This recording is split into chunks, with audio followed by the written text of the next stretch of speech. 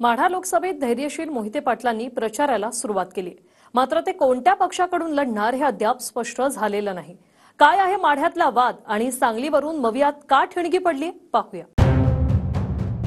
माढा लोकसभेसाठी विजयसिंह मोहिते पाटलांचे पुतणे धैर्यशील मोहितेंनी प्रचाराची सुरुवात केली। उमेदवारीचा वाद मिटल्याचा दावा भाजपकडून केला जातोय। मात्र धैर्यशील पाटील आणि त्यांचे समर्थक भाजपच्या नाईक निंबाळकरांना मदत करण्यास तयार नाही। करमाळ्यानंतर सांगोला तालुक्यात धैर्यशील मोहिते पाटलांनी भेटीगाठी केल्या। आम्ही सांगितले आम्ही आमचं बाबासाहेब देशमुख आणि के देशमुख ही दोघजण भाऊ आहेत जोडीदार, बरोबर का? ती काय सांगेल ती त्यावर पाणी कळसत दगडावर पाणी घालणार। आणि मोहिते पाटलांना आम्ही जे सांगतो ते ऐकाव की तुतारी हातात घेऊन खणाखणा वाजाव।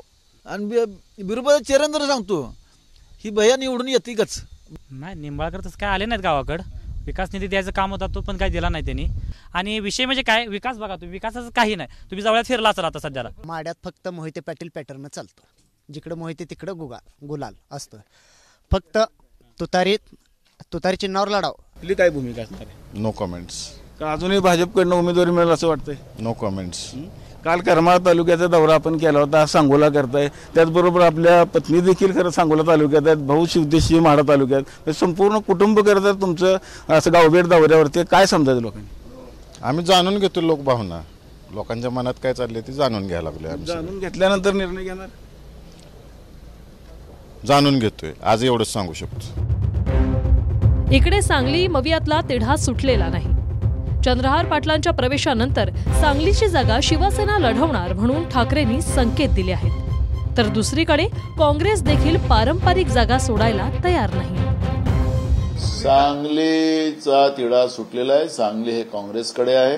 आमचे विशाल पाटील आमचे उमेदवार राहणार आहेत। त्या पद्धतीचं काम आमचं सुरू झालं, ते आम्ही चर्चेत निकाली काढू। नाना पटोले हे काँग्रेसचे अध्यक्ष आहेत राज्याचे। त्यांनी अत्यंत संयमानं बोललं पाहिजे आणि भूमिका घेतली पाहिजे। जागा 100% सुटल्या, जर कोणाला तिकडे भारतीय जनता पक्षाला मदत करायची असेल अप्रत्यक्षपणे काही कारणामुळे व्यक्तिगत, तर तो त्यांचा प्रश्न आहे। Bureau report TV9 Marathi.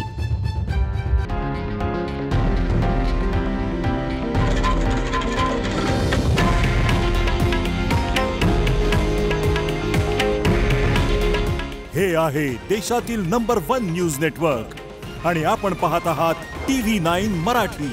काळजी तुमची, हित महाराष्ट्राचं।